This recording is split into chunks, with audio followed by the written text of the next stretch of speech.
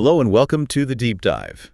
So imagine this, a highly respected officer, someone who's actually a master of deception, ends up getting the highest honor from the very enemy he's secretly fighting against. Sounds like something straight out of a spy thriller, doesn't it? It really does. But unbelievably, this actually happened to one remarkable person during World War II. An incredible true story. Exactly.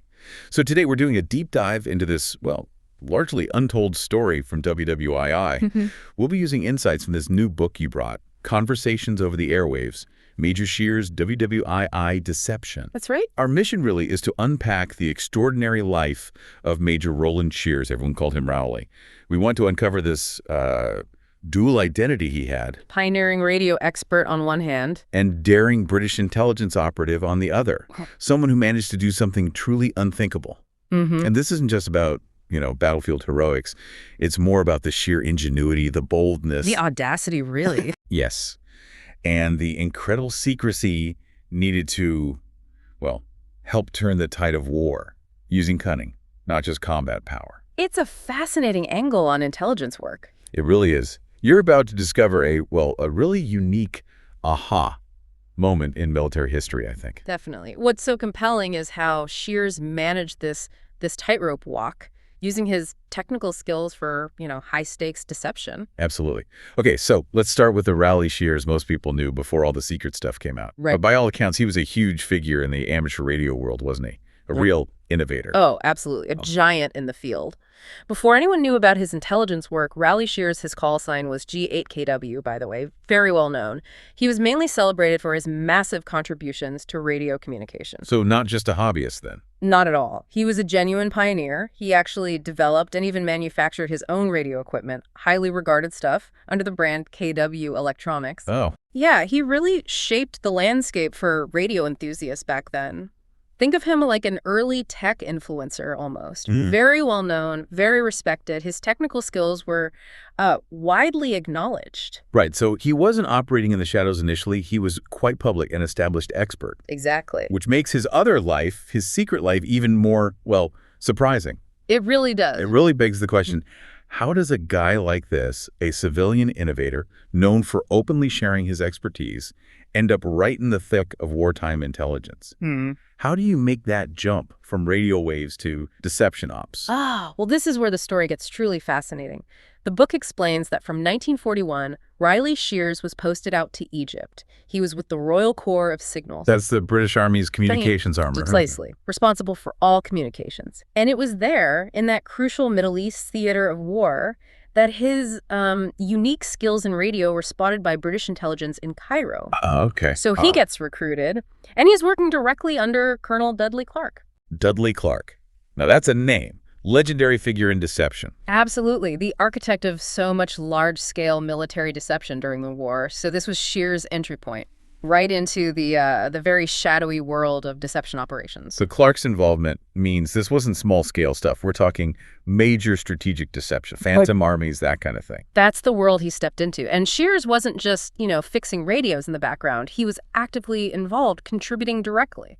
Which brings us to, I think, the most jaw-dropping part of this whole story, Operation Cheese. Yes, Operation Cheese. This is, it's almost unbelievable. The book says he was actually posing as a German agent. That's correct. He didn't just support the deception effort. He became a key player, posing as a German agent himself. The sheer audacity of that. It's staggering. It really is. He wasn't physically behind enemy lines, but he was infiltrating their intelligence networks through radio, sending messages, receiving them, crafting this whole false persona designed purely to mislead the Germans. Playing cat and mouse entirely over the airwaves. A very high-stakes game.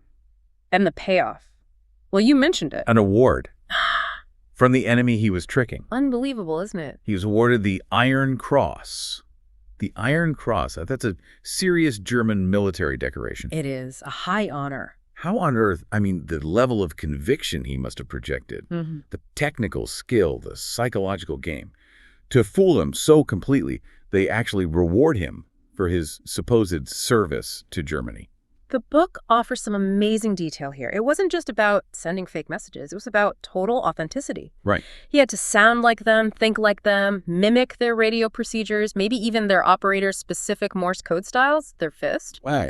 He needed to understand their jargon, what intelligence they thought they needed, basically get inside their heads to feed them misinformation they'd not only believe but act on. And for them to give him the Iron Cross, it means they must have thought he was a truly valuable asset, a loyal German supporter deep inside the British system. Exactly. And Rowley himself said something quite telling, which is quoted from his own notes in the book. He said, "The award was not the end of Operation Cheese. In fact, I became even more involved." Even more involved. After getting the Iron Cross? Apparently so. Yeah. Which just deepens the mystery, doesn't it? The book explores this too, beyond the strategic genius. What's the psychological burden?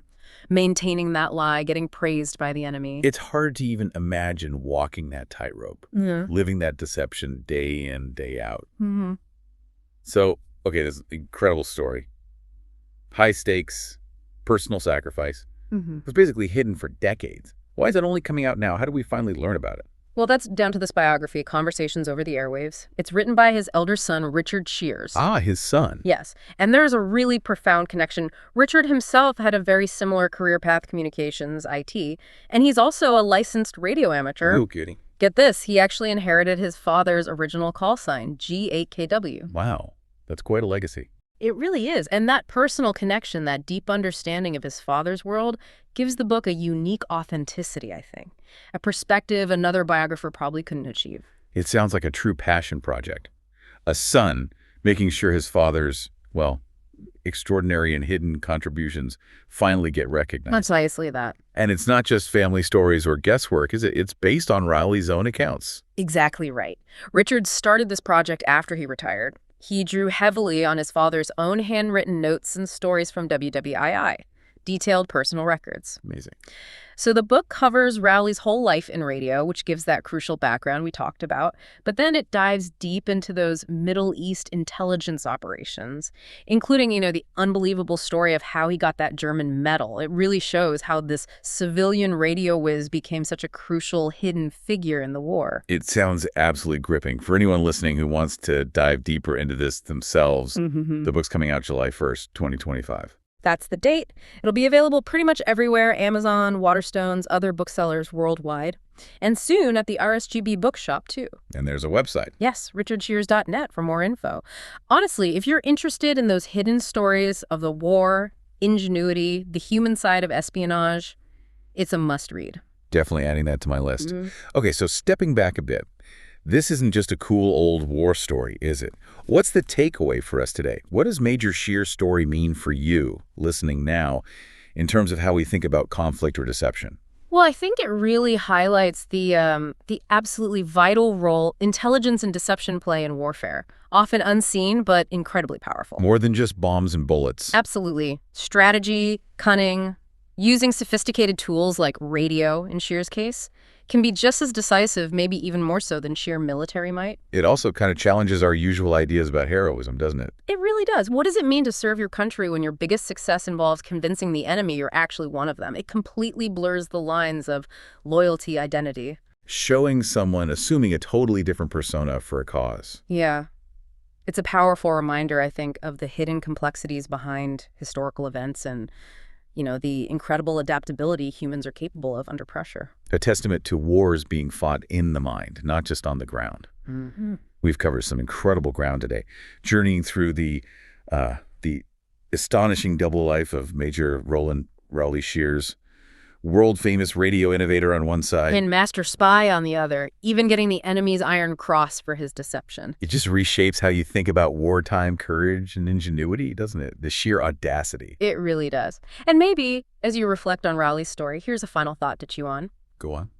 What kind of person does it take? What combination of mental strength, technical genius, and just raw nerve allows someone to not only live such a profound lie, but to fool an entire enemy intelligence system so well they actually reward you for it? And fundamentally, what does heroism even mean when your greatest victory is built on such elaborate deception, on completely hiding who you really are? That's a really powerful question to leave people with. It challenges everything. It does make you think.